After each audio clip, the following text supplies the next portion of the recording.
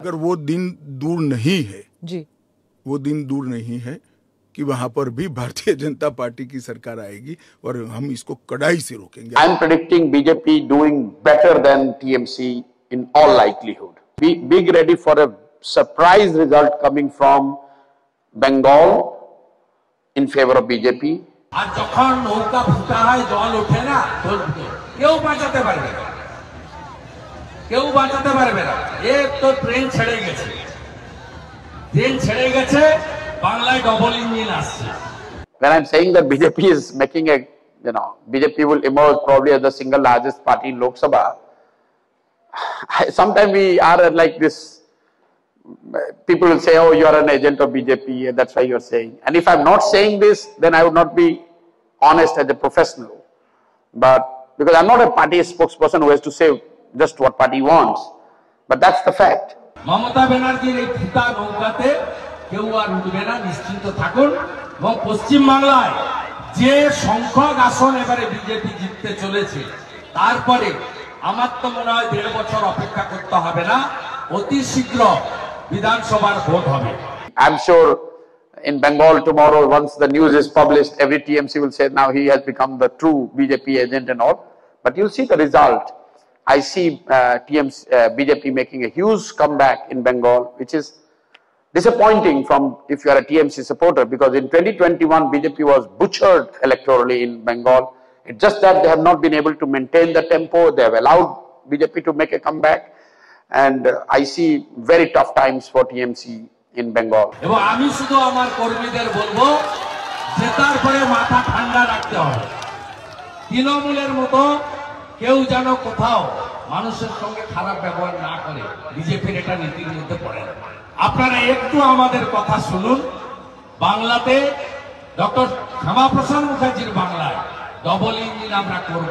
अगर वो दिन दूर नहीं है जी, वो दिन दूर नहीं है कि वहां पर भी भारतीय जनता पार्टी की सरकार आएगी और हम इसको कड़ाई से रोकेंगे। अगर वो दिन दूर नहीं है जी, वो दिन दूर नहीं है कि वहां पर भी भारतीय जनता पार्टी की सरकार आएगी और हम इसको कड़ाई से रोकेंगे। अगर वो दिन আমরা যারা রাজনীতি নিয়ে একটু আধটু চর্চা করি এবং আমার মতো অতি তুচ্ছ মানুষ যারা রাজনীতি একটু আধটু বুঝি, তারা তো বটেই, যারা রাজনীতির মহা হস্তি তারাও কিন্তু দীর্ঘদিন ধরেই বাংলা নিয়ে এই প্রেডিকশানটা করছিলেন যে এবারের যে লোকসভা নির্বাচন আসছে সেটা একদিকে তো নরেন্দ্র মোদীর প্রধানমন্ত্রী হিসেবে ফেরত আসার লড়াই বটেই, কিন্তু বাংলার ক্ষেত্রে লড়াইয়ের প্রেক্ষাপটটা বোধহয় একটু আলাদা। বাংলার ক্ষেত্রে এই প্রেক্ষাপটটা এটাই হবে যে এই রাজ্যে যে সরকারটা চলছে সেই সরকারটা 2026 অবধি টিকবে নাকি এই বছরই পড়ে যাবে। কেন এই কথা বলছিলাম, আমি 3টে মানুষের কথার কম্পোজিশন দেখালাম এবং তাদের বডি ল্যাঙ্গুয়েজটা নিশ্চিতভাবে আপনারা অত্যন্ত ভালোভাবে লক্ষ্য করেছেন। যদি না লক্ষ্য করে থাকেন আরেকবার ভিডিওটা রিভিউ করুন, আবার প্রথম থেকে আরেকবার দেখুন এবং 3টে মানুষ কি বলছেন তার থেকেও বড় কথা যে বডি ল্যাঙ্গুয়েজ দিয়ে কথাটা বলছেন সেই কথাগুলো দেখুন, তাহলেই বুঝতে পারবেন যে কেন আমরা বারবার বলছিলাম যে 2019-এর থেকেও খারাপ ফলাফল এবারে তৃণমূল কংগ্রেস করতে চলেছে এবং সেটা সিঙ্গেল ডিজিটে তারা নেমে চলে আসতে পারে। আর একবার যদি সিঙ্গেল ডিজিটে নেমে চলে আসতে পারে তাহলে কিন্তু এই সরকারটা 2026 অবধি টিকবে না, 2024-এই এই সরকারটার পতন নিশ্চিত হয়ে যাবে। তারপর পরবর্তী রাজনৈতিক প্রেক্ষাপট কী হবে, পশ্চিমবঙ্গে আবার বিধানসভা নির্বাচন হবে, দল ভাঙবে, আমি সেটা কিছু এখনই প্রেডিক্ট করার মতো জায়গায় নেই। কিন্তু যেভাবে পশ্চিমবঙ্গের ছবিটা এগোচ্ছে তাতে কার্যত 2024-এর নির্বাচনটা হয়ে যাচ্ছে মমতা ব্যানার্জির নিজের সরকারটা নবান্নের গদিটা টিকিয়ে রাখার লড়াই। এবং যে কনফিডেন্সটা এই 3টে মানুষের মুখ থেকে শুনলাম, তার মধ্যে একজন আবার তৃণমূলের পক্ষের লোক, যারা তৃণমূলকেই আবার নির্বাচনী বৈতরণী পার করতে সাহায্য করেছিল, সেই জায়গা থেকে নিশ্চিত করে বলা যেতেই পারে যে 2025টা বোধহয় আর এই সরকারের দেখা হলো না। সত্যিই কি তাই? কোন কোন পয়েন্টে কেন এমন মনে হচ্ছে তার বিস্তারিত ব্যাখ্যা তো অবশ্যই করব এবং তার সঙ্গে কথা বলবো এই 3জন যে কনফিডেন্সের সঙ্গে কথা বললেন তার ইম্প্যাক্টটা ঠিক বঙ্গ রাজনীতিতে এই মুহূর্তে কী হয়ে পড়েছে শেষ অবধি দেখুন। অনেক ইন্টারেস্টিং তথ্য থাকতে চলেছে এই প্রতিবেদনে। নমস্কার প্রিয়বন্ধু মিডিয়ায় আপনাদের স্বাগত এবং আপনারা দেখছেন প্রিয়বন্ধু বাংলা, সত্যের সন্ধানে সর্বদা আমি শুদ্ধশীল। বন্ধুরা দেখুন, আমরা যে বিষয়টা নিয়ে বারবার চর্চা করছিলাম যে পশ্চিমবঙ্গের রাজনীতিটা একটা অদ্ভুত মোড়ে এসে দাঁড়িয়েছে, এবং অনেকেই যারা আপনারা হয়তো সরাসরি রাজনীতির সঙ্গে যুক্ত নন কিন্তু চান রাজনৈতিক প্রেক্ষাপট থেকে এই তৃণমূল সরকারের বিদায়টা হোক এবং বিজেপি সেখানে আসুন, তারা কিন্তু অনেকেই একটু ডিফেন্সিভ হয়ে যাচ্ছেন এবং বেশ কিছু বিজেপির নেগেটিভ পয়েন্ট তারা তুলে আনছেন। এক, বিজেপির সংগঠন ততখানি শক্তিশালী নয়। দুই, তৃণমূল কংগ্রেস যেভাবে 2021 খেলাটা ঘুরিয়ে দিয়েছিল, বিশেষ করে পিকে তিনি এসে যেভাবে পুরো জিনিসটাকে করেছিলেন তার মধ্যে অনেকেই অনেক রহস্যের গন্ধ পান, এবং সেই জায়গা থেকে বিজেপি এখনও বাংলার রাজনীতিটা ঠিক চিনতে পারেনি। আর সব থেকে বড় কথা যেটা আপনাদের মনের মধ্যে ভয় করে, যে কোথাও গিয়ে দিনের শেষে তৃণমূল নেত্রীর নাম তো মমতা বন্দ্যোপাধ্যায়, সুতরাং যত যাই হাওয়া উঠুক, যত যাই ঘটনা ঘটে যাক, এই বাংলায় আলটিমেটলি ওই 500 টাকা 1000 টাকার ভোটেই মা বোনেদের ভোটটা চলে যাবে। আর তার পাশাপাশি একটা সংখ্যালঘুদের বিশাল অংশ, যাদেরকে খোদ তৃণমূল নেত্রী দুধেল গাই বলেন, যাদের লাত খেতে তিনি ভালোবাসেন, তাদের মাধ্যমে এই বাংলায় তারা কিন্তু একের পর এক জায়গায় সাফল্য নিয়ে আসবে এবং শেষে বলবে জনগণ আমাদের পাশে আছে। আর তাই স্বপ্ন দেখে লাভ নেই, এই বাংলায় আলটিমেটলি কিচ্ছু হওয়ার নেই, এই তৃণমূল শাসনই চলবে। আজকে কিন্তু দেখুন 3টে মানুষের আমি দেখালাম। আপনারা বলবেন যে আগেও তো এই ধরনের কথা শুভেন্দু অধিকারী বা অমিত শাহ বলেছেন, বা তারা রাজনীতি করতে হয়, সামনে লোকসভা ভোট আসছে, সেই জায়গা থেকে তারা বলবেন, কিন্তু যেভাবে, যে টোনে, যে বডি ল্যাঙ্গুয়েজে তারা বললেন, সেই জায়গাটা একবার ভেবে দেখুন। এবং আগের থেকে এখনকার সিচুয়েশনটা কেন ডিফারেন্ট হয়ে গেছে, যে কারণে মনে করা হচ্ছে যে এবার লোকসভা নির্বাচনে কার্যত ভরাডুবি নিশ্চিত তৃণমূল কংগ্রেসের, এবং সেই ভরাডুবি যদি একবার হয়ে যায়, 2019-এর থেকে একবার খারাপ ফলাফল হয়ে যায়, তাহলে এই সরকারটা 2024টা পার করতে পারবে না, তার আগেই এই সরকারের পতন হবে।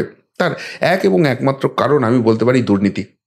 দেখুন, এর আগে বিজেপি যে প্রচারে এসেছে, সেই প্রচারের জায়গা থেকে তারা কিন্তু বারবার বলেছে যে এখানে দুর্নীতি হচ্ছে, এখানে কাটমিনি আছে, এখানে সিন্ডিকেট রাজ আছে। মানুষ শুনেছে, কিন্তু শোনার পর সেই জায়গাটাকে তারা ভিজুয়ালাইজ করতে পারেনি। দুটো জায়গা ছিল, এক হচ্ছে চোখের সামনে তারা সেই দুর্নীতির প্রমাণটা দেখতে পায়নি, আর 2 নম্বর জায়গা হচ্ছে রাজনীতি করলে একটু আধটু চুরিচামারি করে, হয়তো সিপিএম আমলেও হতো, তৃণমূল ঠিক এই ভার্সনটা ছড়িয়ে দিতে গেছে এবং মানুষ অক্লেশে সেটা গিলেছে। তারা এই প্রতিবাদটা করেনি যে 1 টাকা চুরিটাও চুরি, 1 লক্ষ কোটি টাকাটাও চুরি।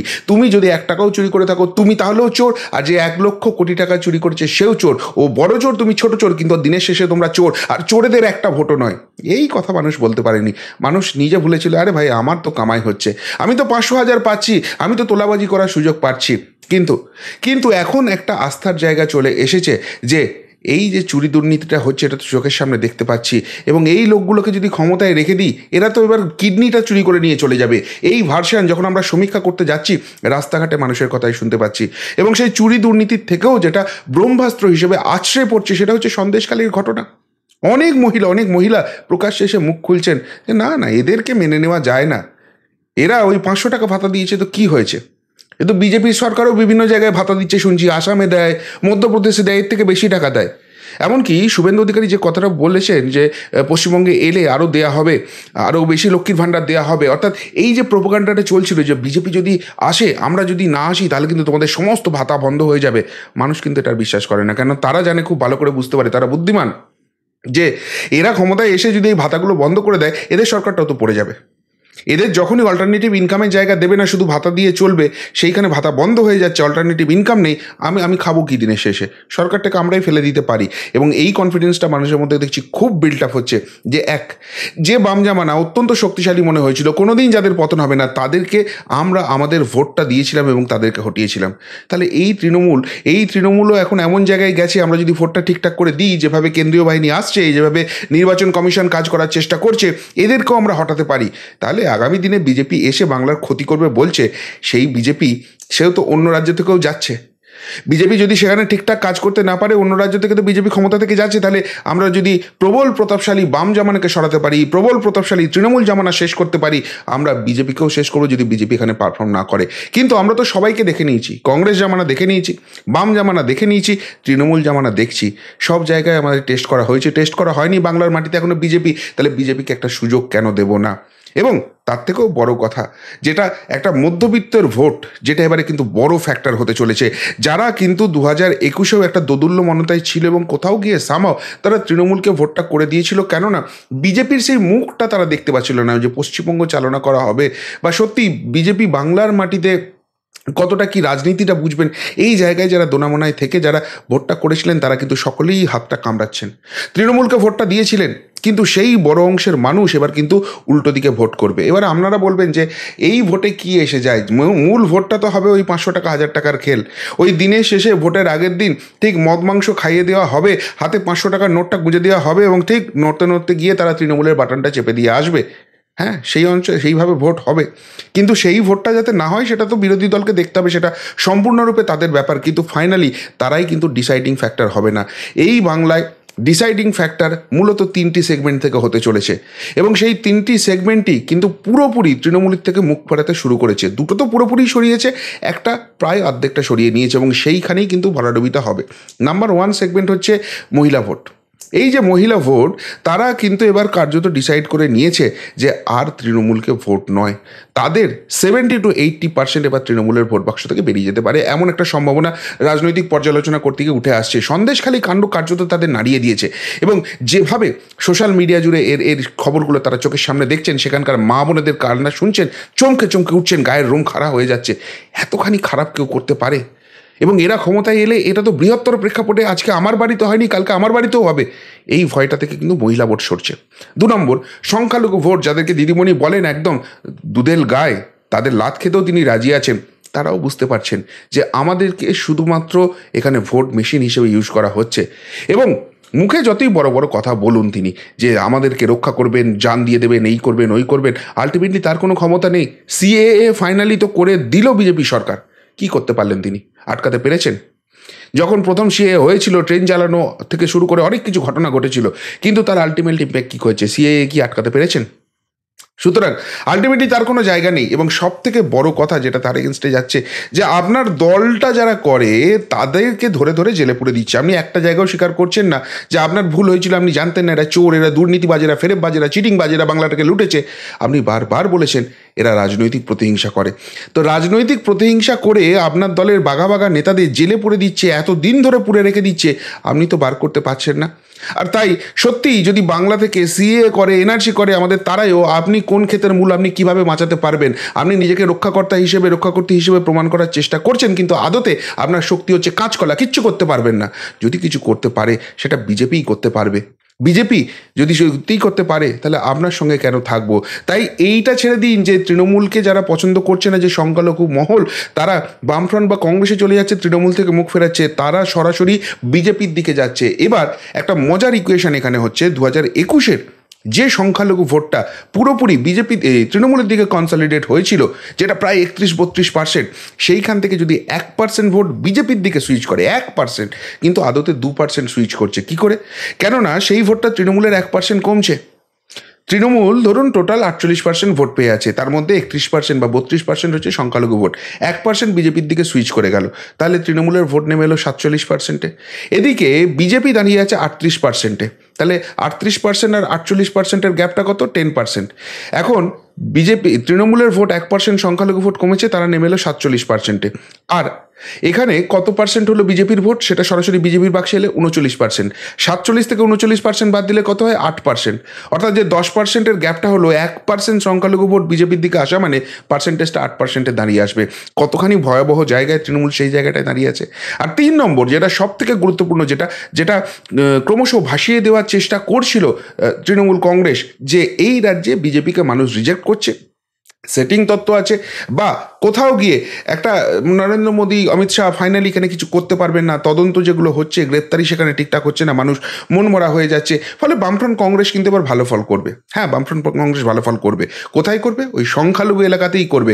কিন্তু বাকি যে জায়গাতে আছে সেখানকার মানুষ বুঝতে পেরে গেছে, যদি দুর্নীতির বিরুদ্ধে লড়তে হয় এবং কেউ শাস্তি দিতে পারে, এই মুহূর্তে কেন্দ্রে যারা ক্ষমতায় আছে তারাই শাস্তিটা দিতে পারে, তারাই এই ব্যবস্থাটা করতে পারে। সেই জন্য বিজেপির হাতটা শক্ত করা দরকার আছে।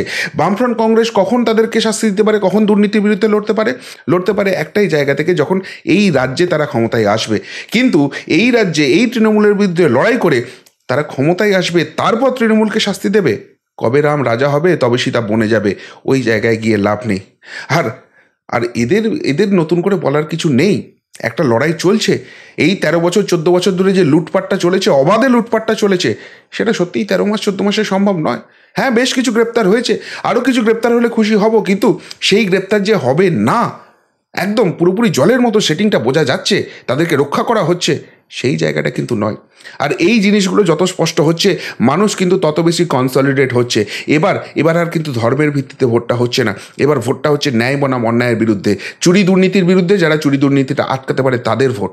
আর সেই জায়গা থেকেই কিন্তু ক্রমশ পাল্লাটা ভারী হচ্ছে গেরুয়া শিবিরের দিকে। আর সেই জায়গাটাই কিন্তু একদিকে ভোট কুশলী যিনি তৃণমূলকে পার করেছিলেন, সেই প্রশান্ত কিশোর চিত্রটা স্পষ্ট করে দিচ্ছেন যে তৃণমূল একদম খুব খারাপ লাগবে তাদের, কিন্তু ভরাডুবির জন্য জায়গা থেকে তারা তৈরি আছে।